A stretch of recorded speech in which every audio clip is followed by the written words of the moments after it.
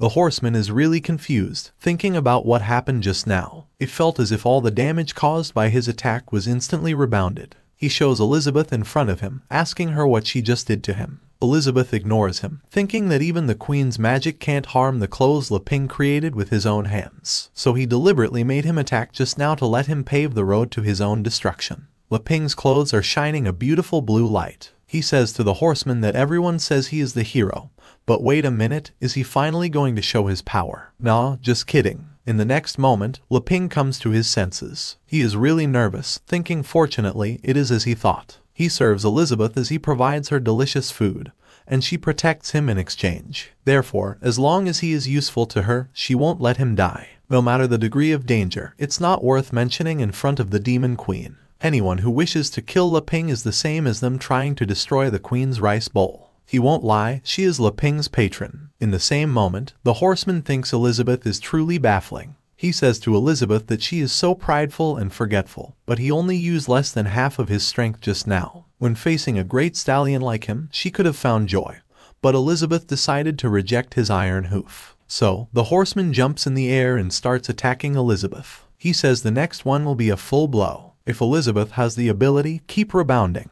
And let's see if she succeeds. But before he attacks Elizabeth, someone attacks him and he falls on the ground. Elizabeth, who is standing there without any fear, says to someone, "Have she finally woken up?" The horseman, laying on the ground, thinks about what's happening with him. He is not looking good. Suddenly something slowly comes out from the sky. It is the golden dragon. After witnessing this moment, the horseman, who can die any minute, realizes this is the dragon's true form. But he is really confused, thinking that the one he just killed, what was that? Suddenly the dragon the horseman just killed starts melting. After melting, the dragon merges into the dragon tail. Elizabeth, who is thinking, asks if he's using his tail as a pet teaser. That's a little trick she often used to play with her before. This is the Dragon Void Realm form. He is the Golden Dragon Queen, and his rank is a 1-star Demon King. He is really big and can destroy the whole island with his hand. In the same moment, the horseman, who knows he might die any minute, says it's impossible. He has the power of a Demon King.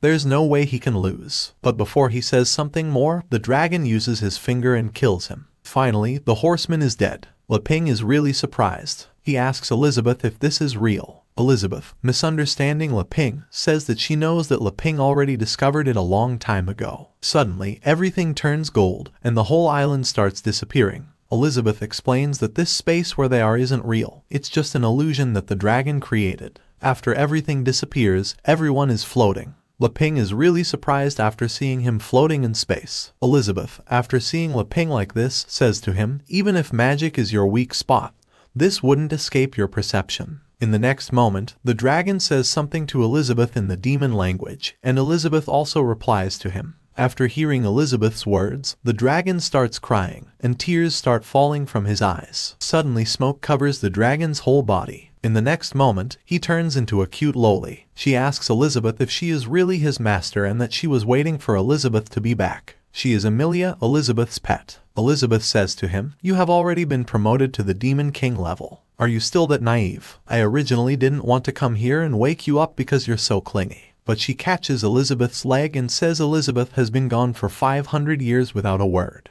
"Do you know how much I missed you?" Emilia starts telling how she met Elizabeth. She was born between heaven and earth, and Elizabeth was the one who found her in the lost secret realm and hatched her with her magical power. They formed a servant and master contract. Elizabeth not only gave her a name, Emilia, but also personally guided her, trained her, and played with her. So, Emilia made a sacred oath that she would definitely protect and serve her master. After she grew up, she became her master's mount, carrying her around to fight against vile creatures. Later, in order to put an end to the constant wars, Elizabeth decided to rule the world. Emilia was happy to see her master achieve world domination one step at a time.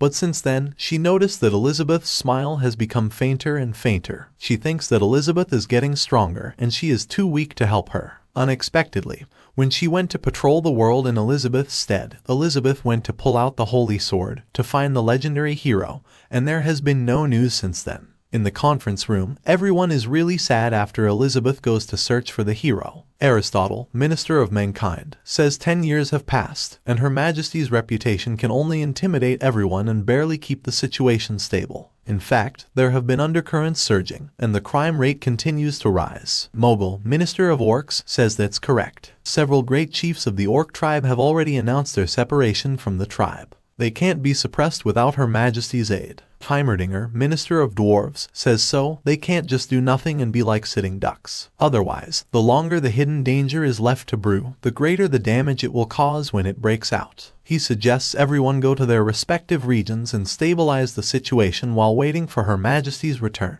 Twila, Minister of Elves, asks Jim, who has been following Her Majesty the longest, what he thinks. Did Her Majesty really encounter any issues with that legendary hero? Jim, Minister of Demons, replies that's impossible. He has seen Her Majesty's terrifying power. There's no way there is anyone in the world who can threaten that. You can do whatever you want. He will find Her Majesty herself. Lastly, Human Prince says to everyone that he agrees with everyone. Let's all disperse. He will find Her Majesty in his way. In the end, the ministers scattered everything and divided the regions. He was not interested in any of that, so he only took half a glass of wine. Emily returned to the place where Elizabeth first found her. She believed that Elizabeth would come here one day, so she starts waiting for Elizabeth with her favorite wine glass. Time passes, winter comes, she is still waiting for Elizabeth. Many more years later, she is still waiting for Elizabeth. Her half of the body is covered by the ground. Many more years later, she is still there. Her whole body is covered in the ground. That's how she was waiting for Elizabeth. In the present time, Emily, who is crying, says,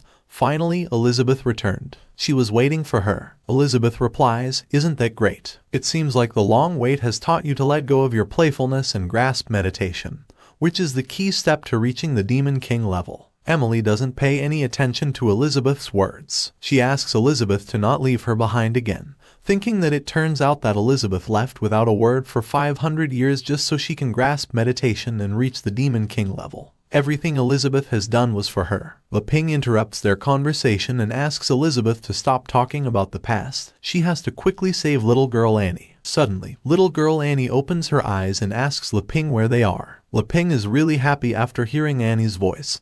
He asks her if she is all right. Little girl Annie replies that she is okay, but she starts crying, saying the apple brother gave her was crushed. Leping, who is relieved that nothing big happened, says to little girl Annie, "It's not a problem, don't worry about it." Elizabeth, who misunderstands everything again, thinking that everything is under his control, laid the groundwork when dividing the bananas. Emily, who loves her master after seeing Elizabeth keep staring at Leping, is thinking, why does his master keep staring at that man when she didn't even look at him twice? So she asks Elizabeth, who is he? Elizabeth replies that he is the legendary hero. She stayed at his house while she was away. But Emily is not happy after hearing Elizabeth's words. She's thinking, the legendary hero. It's he who kidnapped Elizabeth. After 500 years, he still wants to steal my master's heart from me. I will settle the old and new grudges with you once and for all. So she calls Leping. He says, "Hello, Emily," saying that his name is Leping, nice to meet her. But Emily is thinking something else. She says now she can catch up to Elizabeth after reaching the Demon King level. If he joins forces with Elizabeth, she can definitely kill the legendary hero. So she uses his Dragon King's Claw and starts attacking Leping. But in the next moment, Emily's attack reflects just like a horseman. She doesn't know what just happened. On the other side, Leping, who is standing fine, asks for forgiveness that he couldn't react on time. But Emily, in shock, is thinking his attack just now was strong enough to destroy a town, and it bounced off just like that. Leping approaches him and says it's his turn to take the initiative now. Emily is really scared after what happened just now. She's thinking this is not less oppressive than Master. He can actually suppress her with his momentum. She is asking Leping to not come any closer to him. But Leping grabs his hand and helps him to stand up. He says that he is really sorry that he didn't receive his handshake. No wonder he is so calm. Elizabeth. It turns out his dragon girl named Emilia is your friend. Emily doesn't know what Leping is saying. Elizabeth replies that Leping can also say that, but to be more specific, she is his mount. Leping, after hearing Emily is Elizabeth's mount, thinking how can this be possible? In the next moment, Elizabeth snaps his fingers, and suddenly, a purple smoke surrounds everyone.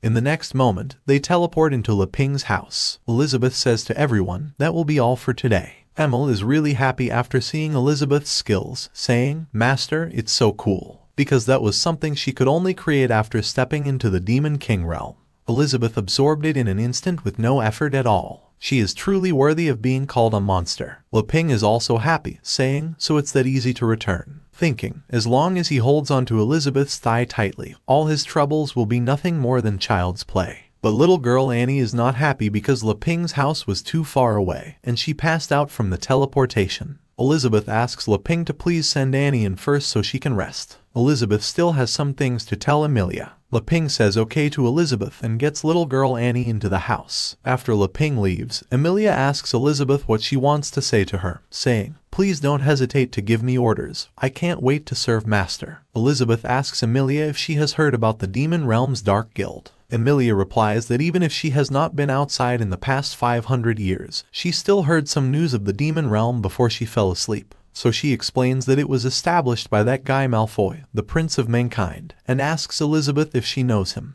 After hearing this name Malfoy, Elizabeth remembers that there seems to be such a person. Before she came to find the legendary hero, Emilia asks Elizabeth what is it. Do she want to ask him to do something? Is there anything she can't do? If Elizabeth asked her, she can learn. Elizabeth replies that she doesn't want anything. She heard that it's the Dark Guild which was carrying out a great number of killings in the pretext of resurrecting her. That has displeased her. After hearing this, Emilia gets really angry, saying, what do they mean by resurrecting master? Aren't you all well? She says to Elizabeth, this is simply disrespectful to you, and asks her, what does she want him to do? Elizabeth gives the order to Emilia, saying she should make them disappear completely from this world. But she must not reveal any information about her or this place. Emilia obeys her command. She will do as Elizabeth says. Elizabeth says to Emilia that she is so obedient. Once things are done, she will set her free. She can do whatever she wants then. Emilia asks Elizabeth to leave everything to her. She is going to go uproot the Dark Guild now. She thinks that Elizabeth will allow him to be free and do whatever she wants. Does this mean she can get into Master's bed every night like back when she was a baby? Emilia is really happy after thinking about this,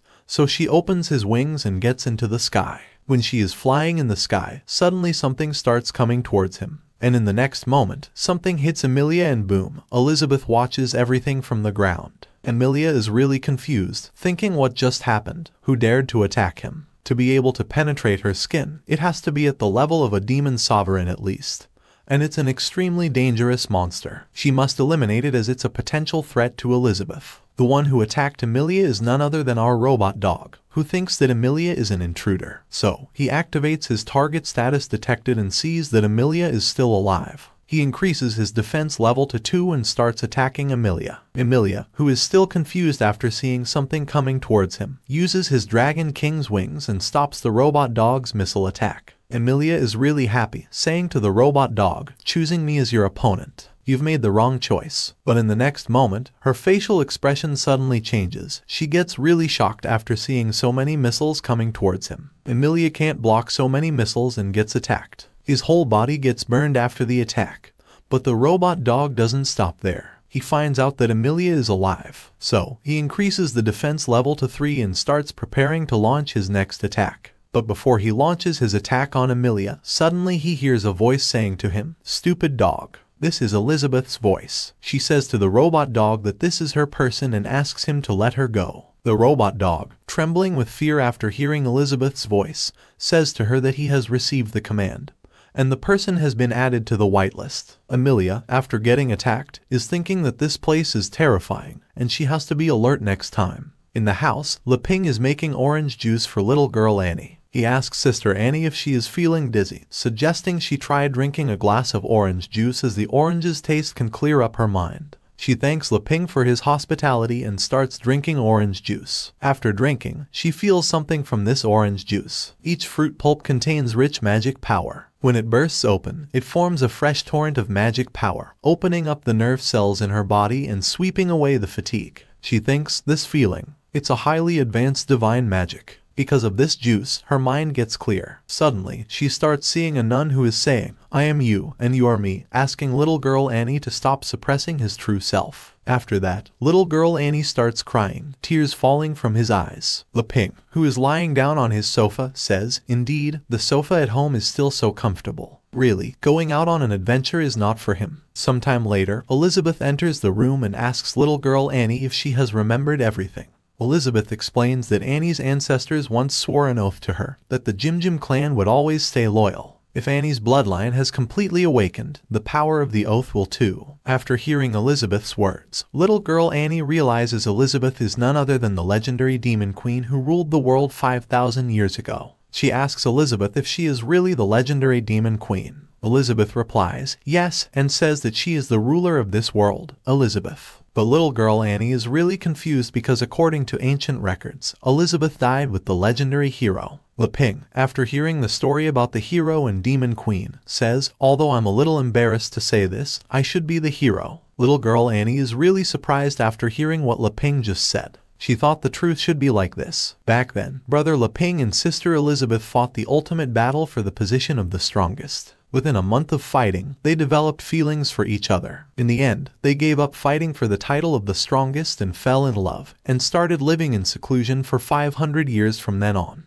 Elizabeth agrees with little girl Annie, saying, well, almost true. But Leping is really angry at Annie, saying, don't talk nonsense, she will offend Elizabeth. Little girl Annie apologizes to Leping for saying this. On the other side, Elizabeth says to Annie, as a descendant of the demon super warrior bloodline, she has actually fallen to such a state. She has really embarrassed the demon clan. Leping is really surprised after finding out that Annie is from the demon clan. But Annie is really sad, she doesn't know what to say. But Elizabeth explains that it should have been 600 years ago, right? A child named Jim awakened his bloodline. His eyes would glow red when he used magic power, and his combat skills were greatly improved. However, as his power grew wildly, he also became extremely violent. Only constant killing could satisfy him. In just a few years, he left Elizabeth's northern territories in chaos. Over 100 elite men under Elizabeth's command were killed by him. The killings grew his ambition, and he actually directly came to Elizabeth's castle in an attempt to challenge her. But unfortunately, Elizabeth quickly defeated him and sealed his violent side. Since then, he has sworn to be loyal to Elizabeth from generation to generation. After hearing this story from Elizabeth, little girl Annie's whole body starts shaking. She says to Elizabeth that she didn't know anything.